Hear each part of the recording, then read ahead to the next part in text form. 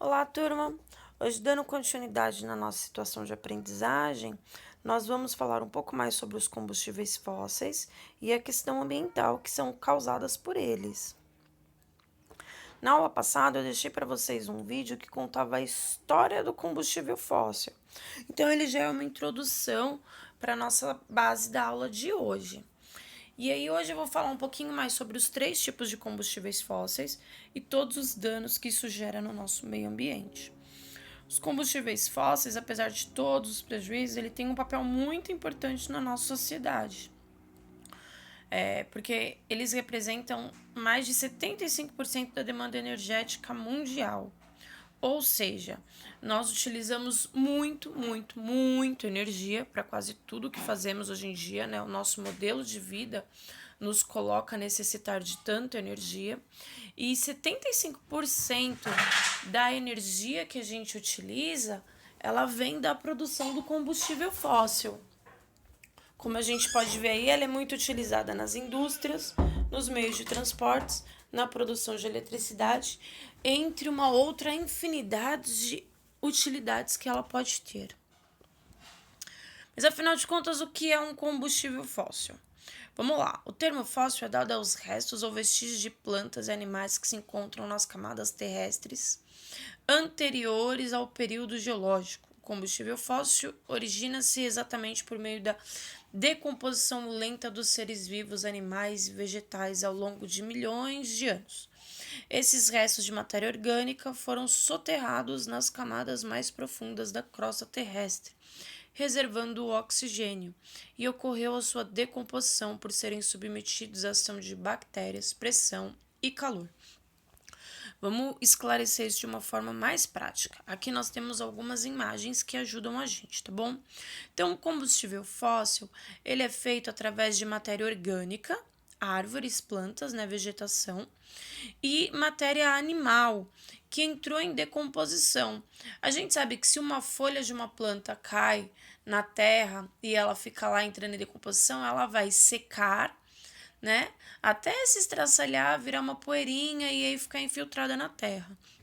E a gente sabe que o corpo de um animal, se ele falecer e ficar sobre a terra, ou for enterrado nas camadas rasas da terra, né? Quando a gente enterra um corpo, ele vai entrar em decomposição, vai apodrecer e os bichinhos vão comer toda a carne, restando apenas os ossos.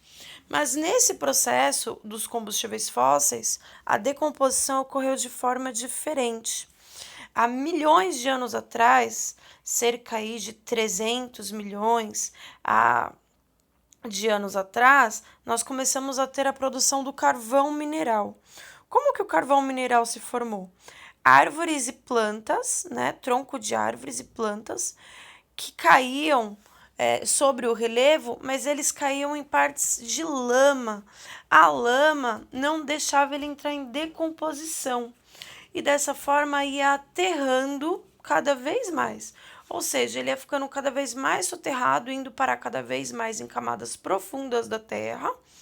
E por não entrar em decomposição, por não ter contato direto com o oxigênio, eles entraram em um processo de decomposição diferente, sobre calor e pressão do interior do planeta. Dessa forma, eles foram se petrificando, né? Foi se tornando rocha. Então, o carvão mineral nada mais é do que árvores que se petrificaram dentro do interior do planeta. Num processo mais ou menos aí de 50, 60 milhões de anos atrás, nós tivemos a produção aí do petróleo, que é matéria orgânica também, né? Plantas, vegetação e restos de animais. Nessa época aqui nós podemos contar até com os restos dos dinossauros. Eles morriam, iam para lá no fundo do oceano.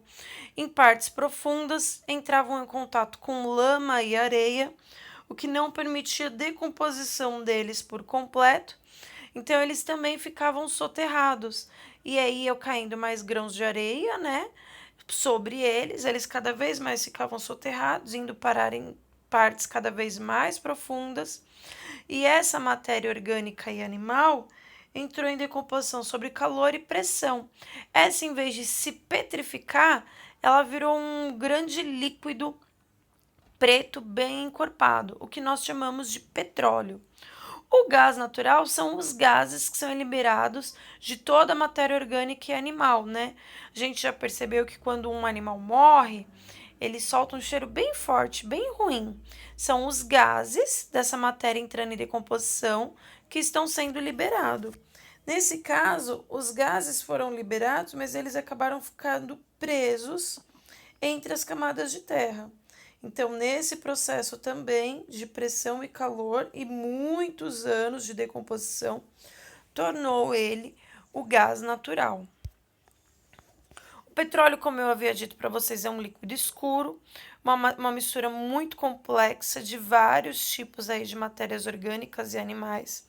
E ele é utilizado em várias áreas. O seu refinamento, né, quando a gente refina ou destila, ou seja, quando a gente fraciona o petróleo, ele vira base para a construção de mais de 200 produtos diferentes.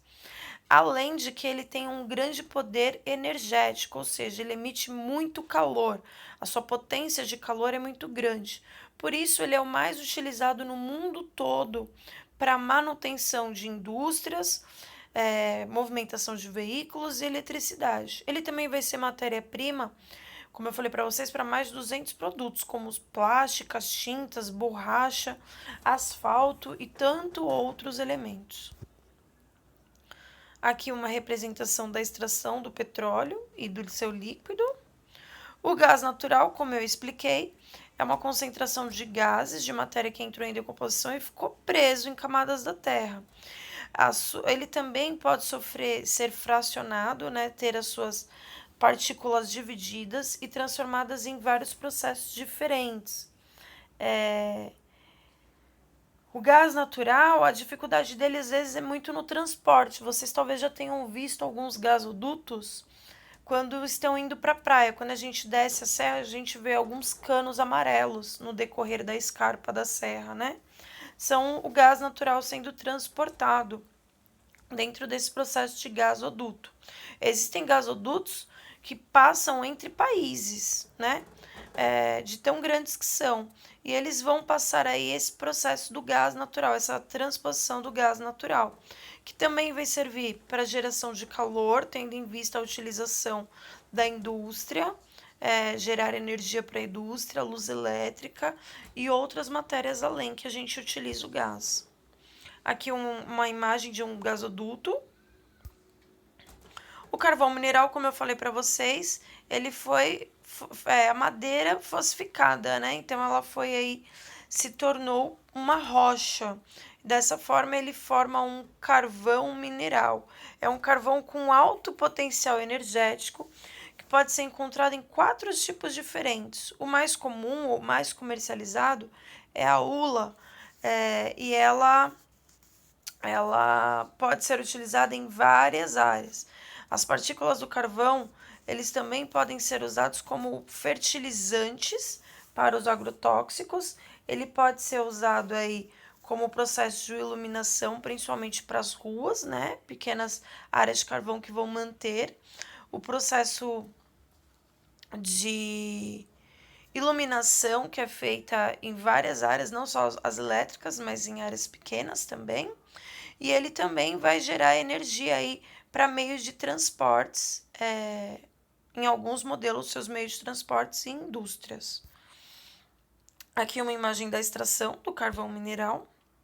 E todos esses combustíveis que geram muita energia, da qual nós precisamos muito para o nosso dia a dia, geram também muitos problemas. Nós vamos ter problemas sociais e econômicos causados por conflitos de interesses dessas áreas, né? Principalmente áreas petrolíferas.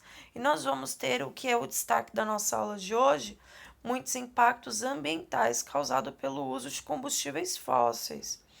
Então, essa poluição ambiental é uma das grandes desvantagens do uso de combustíveis fósseis. Eles liberam muito dióxido de carbono, durante o seu processo de queimada, né? Então, enquanto ele está sendo queimado para gerar energia, esse carbono vai sendo liberado na atmosfera.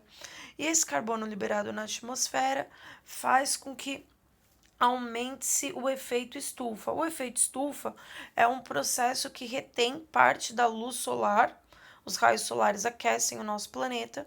O efeito estufa ele ajuda a armazenar parte dessa luz solar, desse calor, para que assim possa existir a vida de temperatura equilibrada no nosso planeta. Sem o efeito estufa, o nosso planeta seria muito frio. Porém, com esse uso excessivo de combustíveis fósseis, o dióxido de carbono que tem sido liberado na atmosfera vem agravando o efeito estufa. Dessa forma, o nosso planeta tem retendo mais calor do que deveria, aumentando então o aquecimento global, que é o que a gente vai ver no próximo slide. Também libera-se muito dióxido de enxofre, o que causa mais chuvas ácidas. E toda a poluição gerada pela queima desses combustíveis gera muitos problemas de saúde também, né? A qualidade da nossa vida humana, ela cai. Aumenta-se as consequências de asma, doenças pulmonar, obstrução crônica, aumenta o processo de câncer de pulmão, infecções respiratórias. O processo de respiração do ar, nosso ar fica mais poluído e o nosso corpo sente isso. E aqui, ó, como eu falei para vocês, o aquecimento global. Então aqui nós temos um esquema que mostra o efeito estufa, né? Os raios solares refletem no planeta e eles são mandados de volta para o espaço. O efeito estufa ajuda a manter parte desse calor e assim manter a temperatura equilibrada do planeta. Mas com esse superaquecimento que vem acontecendo, o efeito tem mantido mais calor do que deveria, aumentando o aquecimento global, ou seja, aumentando as temperaturas gradativas de todo o planeta. O aumento da temperatura do planeta traz danos gigantescos ao nosso meio ambiente, derretimento das geleiras, áreas de desertificações, muda-se o processo de vegetação, né? Vários tipos de biomas são afetados e transformados, diminui-se os espaços de florestas, provoca-se perca de espaços de vidas animais. Algumas espécies de vidas animais entram em extinção, então é um processo bem danoso ao nosso meio ambiente. Por fim, nós vamos pôr o nosso conhecimento em prática. Então, com base nos slides e no que foi explicado até agora, peço para que vocês respondam essas questões no caderno. São 5 questões, vocês vão copiar e respondê-las no caderno. A correção nós faremos daqui a pouco pelo Zoom. Bons estudos!